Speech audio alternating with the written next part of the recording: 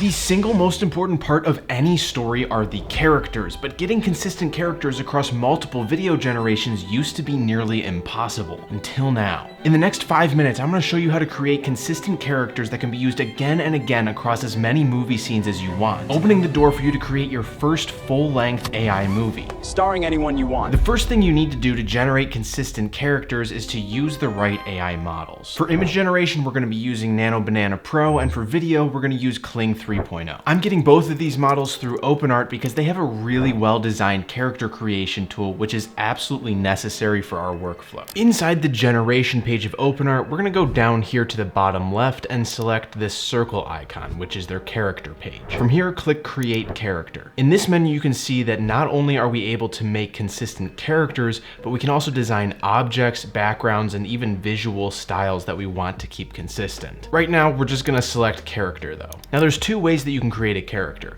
The first is by image. This is great if you want to use yourself or other real people in your generations, or if you've got a character from before that you want to convert here. To create an avatar of myself, I just uploaded this headshot as the first image, then 2 more headshots with different facial expressions, and 1 full body image. We'll obviously name me Joe, and there's a space here that we can add a description to, but I'm gonna skip that and we'll just create my avatar. That's it, my avatar is complete.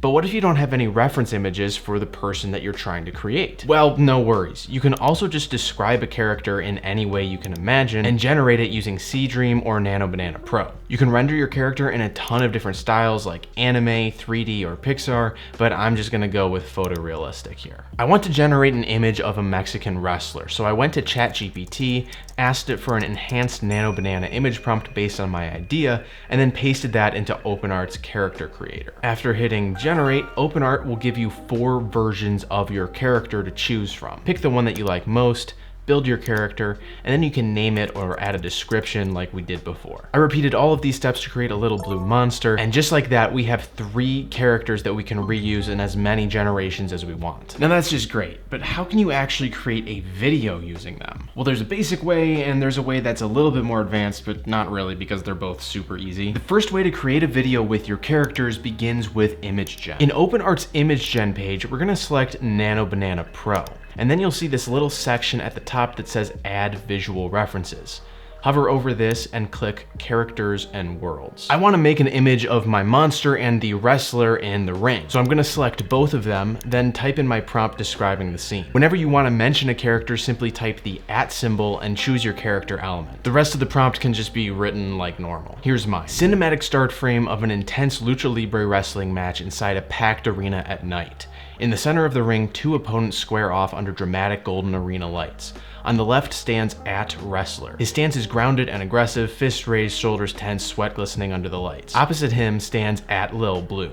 His posture is determined, slightly crouched with arms raised like a scrappy challenger. Then it goes on, but you get the gist. Without a single image reference, we just created a brand new scene using pre-created characters. Now we can just take this image and animate it by clicking Image to Video. Here we're gonna scroll down and select Kling 3, scroll up to make sure that multi-shot is selected, and then add Lil Blue and the wrestler as visual references again. I want this to be a 4-shot sequence, so I'll add each one and input their prompts just like usual. Except this time, I'm going to actually tag the characters whenever I mention their actions.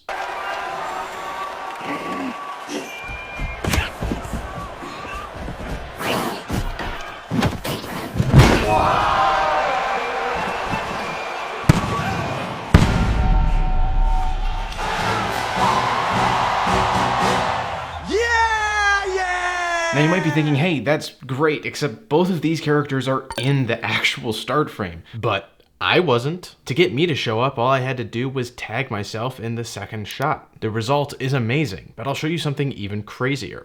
Don't mess with us.